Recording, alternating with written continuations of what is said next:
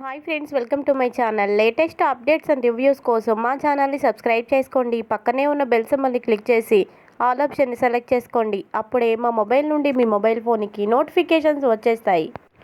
మనోజ్కి మంచి సంబంధం చూడండి, వాడికి పెళ్లి చేసేస్తే అప్పుడు వాడి జోలికి ఎవ్వరూ రారు అని ప్రభావతి సత్యంతో అంటూ ఉంటే ఇక ఇలా అంటాడు బాలు. చూడు మమ్మీ, నీ కొడుకుకి పెళ్లి చేయాలనుకుంటున్నావు కదా, ఆలోచన పక్కన పెట్టు. ఎందుకంటే వీడికే దిక్కు లేదు. ఇంక వచ్చే అమ్మాయిని వీడెలా పోషిస్తాడు? అందుకనే పెళ్ళి లేదు గిల్లి లేదు అని అనడంతో ఇక మనోజ్ కోపంతో అక్కడి నుంచి వెళ్ళిపోతాడు. ప్రభావతి ఇలా అంటుంది, ఏంట్రా, ఏంటా మాటలు? అన్నయ్యని పట్టుకొని అలా మాట్లాడతావా? అలాంటి మాటలు అంటావా? ఎవరైనా అన్నయ్యకి పెళ్ళవ్వాలి, వాడి జీవితం బాగుండాలని కోరుకుంటారు. నువ్వేంటి ఇలా చేస్తున్నావు?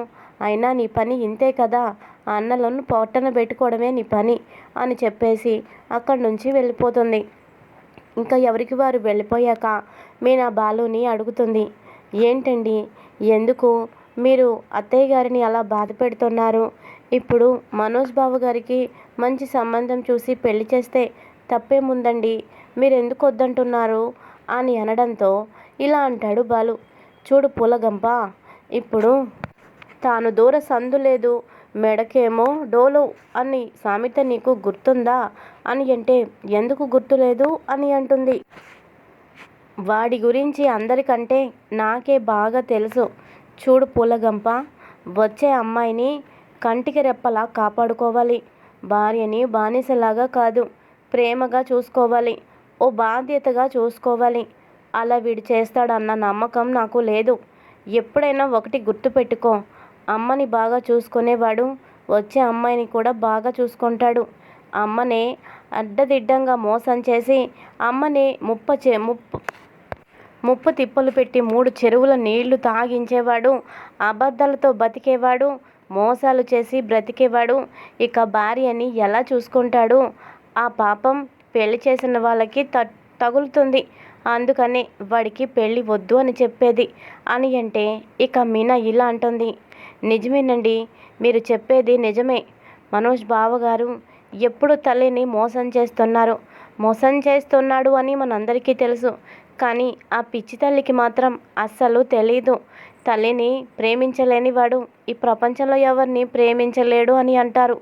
అది నిజమేనండి, అందుకనేనా మీరు అలా అన్నారు అని అంటే అవును, వాడిలో మార్పు వస్తే అప్పుడు పెళ్లి గురించి ఆలోచించవచ్చు. ఇప్పుడు పెళ్లి చేస్తే వచ్చే అమ్మాయికి మనం ద్రోహం చేసిన వాళ్ళం అవుతాము, తనని అన్యాయం చేసిన వాళ్ళం అవుతాము. ఆ పాపం మనకొద్దు తల్లి అని అంటాడు. ఇక తర్వాత ఇదిలా ఉండగా ఇంకొక పక్కన ప్రభావతి మాత్రం బాధపడుతూ ఉంటుంది. నా కొడుకుకేంటి, వాడు రాజా, ఎక్కడ ఉన్న రాజా బ్రతుకు వాడిది, రాజా లైఫ్ వాడిది. వాడికి ఇదిగో ఈ పూలు అమ్ముకునే అమ్మాయి కాదు, కోటీశ్వరుల ఇంటి నుండి అమ్మాయి వస్తుంది వాడికి భార్యగా. వాడికేం తక్కువ, వాడికి అన్నీ ఎక్కువే, వాడికి అన్నీ నా పోలికలే. వాడికి ఇక బాలులాగా లైఫ్ ఉండదు. వాడి లైఫ్ ఎంతో బాగుంటుంది, మంచి ఉద్యోగం వస్తుంది, మంచి భార్య ఏరికోరి వాడిని పెళ్లి చేసుకుంటుంది, కట్నాలు లాంఛనాలతోనే వస్తుంది అని అనుకుంటూ ఉంటుంది ప్రభావతి. ఇక్కడ ఇలా ఉండగా మరో పక్కన మీనా చెల్లెలకి ర్యాంక్ వస్తుంది. ఇక చాలా సంతోషంతో పేపర్ తీసుకొని అమ్మా చూసావా, పేపర్లో ర్యాంక్ వచ్చింది, నాకు ఫస్ట్ ర్యాంక్ వచ్చిందమ్మా అని అనడంతో ఇక మీనా తల్లి పార్వతి కూడా మురిసిపోతుంది. నా పిల్లలు బాగా చదువుతారు, డబ్బు లేకపోయినా చదువులకు సరస్వతి దేవులు, మీరు బాగా చదువుతారు. మీనా ఉండేది, అది క్లాస్లో ఎప్పుడు ఫస్ట్ వచ్చేది. దానికి పుస్తకాలు కొనివ్వకపోయినా కూడా పాత పుస్తకాల్లోనే రాసుకుంటూ అందరికంటే ముందుగా మొదటి ర్యాంకు కొట్టింది. ఇప్పుడు నువ్వు కూడా, మీరు బాగా చదువుతారు, మనకి డబ్బు లేదని కానీ బాగా చదువుకునే గొప్ప శక్తి మీలో ఉందమ్మా, అదే నాకు చాలా సంతోషం, నా కష్టానికి ఫలితం దక్కింది అని అంటుంది. మరి అమ్మ, నాకు ఇప్పుడు ర్యాంక్ వచ్చింది కదా, మంచి కాలేజ్లో సీటు కూడా వస్తుంది అని అంటే, సీటా? మరి ఆ సీటుకు డబ్బేమీ కట్టక్కర్లేదా? ఆ సీటు ఫ్రీగానే ఇస్తారా అమ్మా అని అడుగుతుంది ప్రభావతి. లేదమ్మా, సీటు ఫ్రీగా ఇవ్వరు, ఎంతో కొంత డబ్బు కట్టాల్సిందే అని అంటే, డబ్బా ఎంత కట్టాలి అని అనగానే ఇక పలానా అని ఇంతని చెబుతుంది. అది విని పార్వతమ్మ, వద్దమ్మా వద్దు, పై చదువులు చదివించేంత స్తోమత నాకు లేదు. మీరు చదువుకున్నా చదివించడానికి స్తోమత కూడా ఉండాలి కదా. సరస్వతీదేవి నెత్తి మీద కూర్చోవాలి అంటే కాస్తో కోస్తో లక్ష్మీదేవి కూడా ఉండాలి కదమ్మా. మన లాంటి వాళ్ళకి పూట గడవటమే కష్టం. అంతంత పెద్ద చదువులు, అంతంత ఫీజులంటే ఎక్కడి నుంచి తీసుకొస్తామో. ఆ మాటకొస్తే మీనా నీకంటే ఇంకా బాగా చదివేది. అయినా కూడా చదువు మానేసి నాకు సాయంగా ఉండిపోయింది.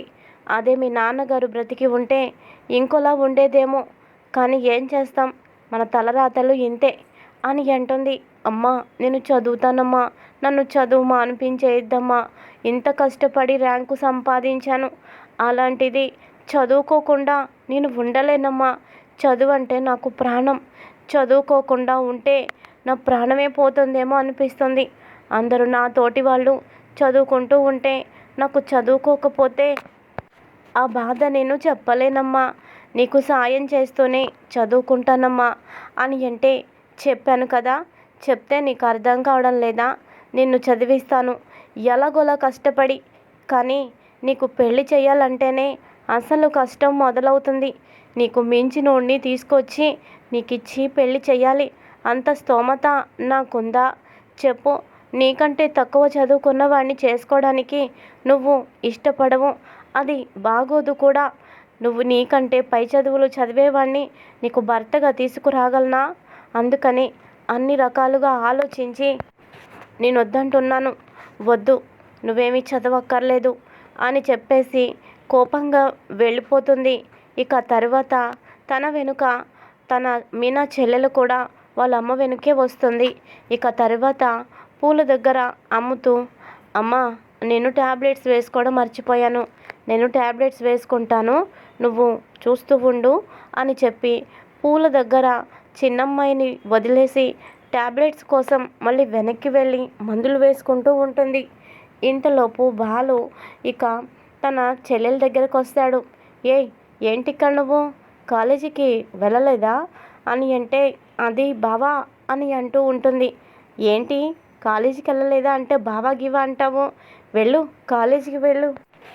చూడు ఎంత ఎండ మండిపోతుందో. నువ్వేంటి ఇక్కడ? చదువుకున్న వాళ్ళు కాలేజీలో ఉండాలి, చదువుకోవాలి, నువ్వేంటి ఇక్కడ అని అంటే, అది బావా అమ్మ నన్ను కాలేజీలో జాయిన్ చేయడం లేదు అని అంటే, ఓ అదా సంగతి, మహారాణి ఫెయిల్ అయినట్టుంది, అందుకని పాపం నిన్ను చదివించడం లేదు.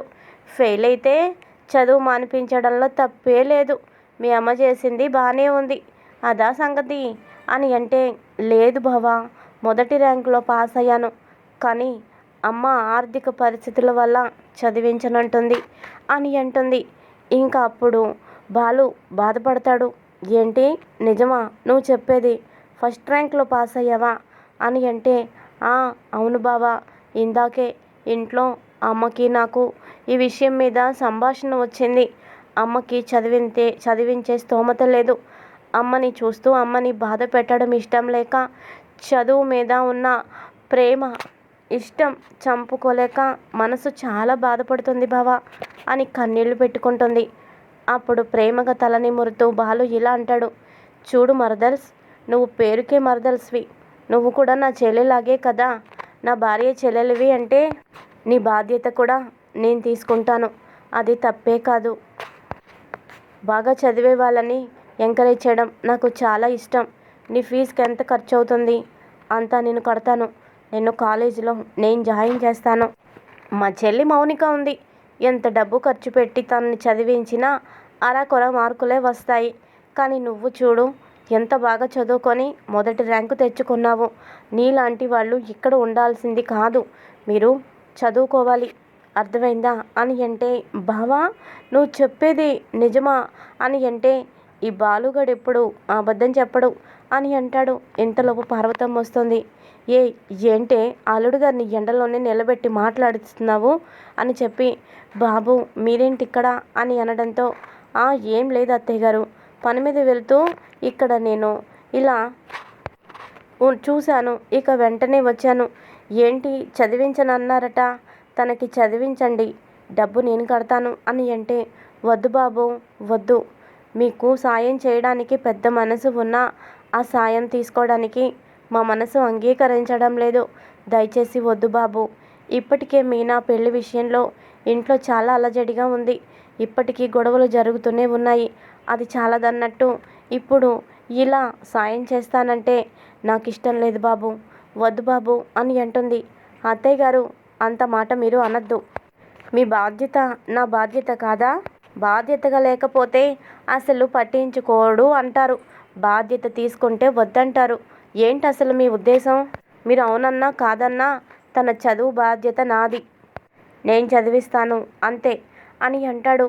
ఇక తర్వాత పార్వతమ్మ, అల్లుడు గారు నిజంగా మేము ఏ పుణ్యం చేసుకున్నామో మీరు మా ఇంటికి అల్లుడవ్వడం అని కన్నీరు పెట్టుకుంటుంది పార్వతమ్మ. ఇక తర్వాత బాలు అక్కడి నుంచి వెళ్ళిపోతాడు. మీనా చెల్లెలు కూడా అక్కడి నుంచి ఇంటికి వెళ్ళిపోతుంది. ఇది ఇలా ఉండగా ఇంకొక పక్కన సత్యం ఫ్రెండు తల్లికి చాలా సీరియస్ అయిపోతుంది. ఇక ఆపరేషన్ చేయండి తను బ్రతకదు అని తెలిసి చాలా బాధపడుతూ ఉంటాడు సత్యం ఫ్రెండు. ఆ సమయంలో బాలు తనకి కనిపిస్తాడు. ఏంటంకుల్ ఇంకా మీ అమ్మ ఇంటికి తీసుకురాలేదా, తనకి ఎలా ఉంది అని అడుగుతాడు.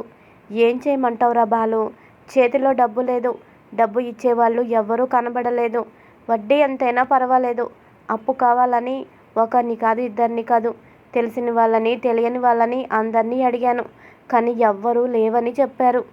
చూస్తూ చూస్తూ అమ్మ ప్రాణాలని అలా వదిలేయడం నాకు చాలా బాధగా ఉంది, ఏం చెయ్యాలో అర్థం కావడం లేదు, ఇది నాకు ఓ జీవన్మరణ సమస్య అయిపోయింది బాలు అని కన్నీరు పెట్టుకుంటాడు. అయ్యో అవునంకుల్, నిజమే, చూస్తూ చూస్తూ అలా వదిలేయడం కరెక్ట్ కాదు, కానీ డబ్బు కూడా లేదు, ఇప్పుడు ఎలా, ఏం చెయ్యాలబ్బా అని అనుకుంటూ మెడ మీద చేవేసుకొని ఆలోచిస్తూ ఉంటాడు. ఇంతలోపు చేతికి గొలుసు తగులుతుంది. ఇది మా అత్తయ్య గారు పెట్టిన బంగారు గొలుసు కదా, దీన్ని తాకట్టు పెడితే డబ్బు వస్తుంది, ఆ డబ్బుని అంకుల్ గారికి ఇస్తే అంకుల్ వాళ్ళమ్మకి ఆపరేషన్ చేయిస్తారు, ఎలా ఉంది ఐడియా, నిజమే, బంగారం అవసరానికి ఉపయోగపడుతుందనే కదా పెద్దవాళ్ళు దానిని కొంటారు, అవసరానికి ఉపయోగపడినప్పుడు అది బంగారం ఎందుకు అవుతుంది అని అనుకొని వెంటనే మెడలో ఉన్న గొలుసు తీసి అంకుల్ చేతిలో పెడతారు. అంకుల్ ఇదిగోండి, ఈ గొలుసు మీ చేతికి ఇస్తున్నాను, దీన్ని తాకట్టు పెట్టి ఆ డబ్బుతో మీరు ఆపరేషన్ చేయించండి అని అంటే, ఓరే బాలు ఏంట్రా ఇది అని అంటాడు.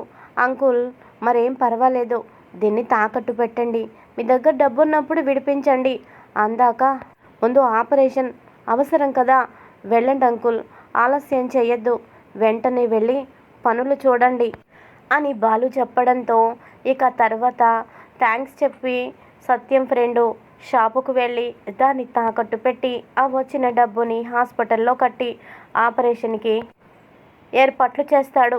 ఇదిలా ఉండగా ఇంకో పక్కన మనోజ్ ఇంట్లో నుంచి కోపంతో బయటికి వెళ్ళిపోయి మళ్ళీ ఇలా అనుకుంటూ ఉంటాడు.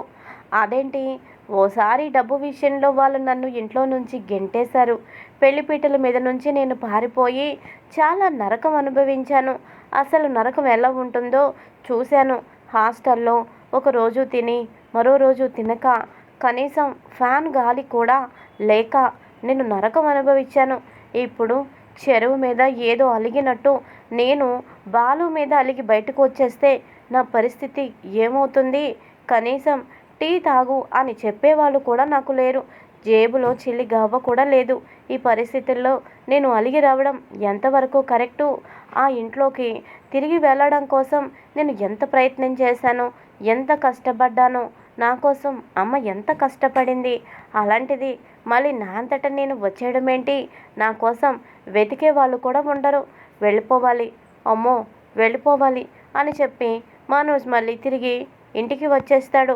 ఇది ఈరోజు ఎపిసోడ్. మరి తర్వాత ఏం జరగబోతుంది? కథ ఏ విధంగా మలుపు తిరగబోతోంది రాబోయే ఎపిసోడ్స్లో తెలుసుకుందాం. Thanks for watching. Hi friends, welcome to my channel. Latest